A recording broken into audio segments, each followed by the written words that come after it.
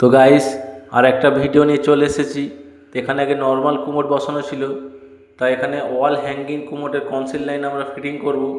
তো গাইস, ভিডিওটা স্কিপ করবেন না, ভিডিওটা পুরোটা দেখবেন।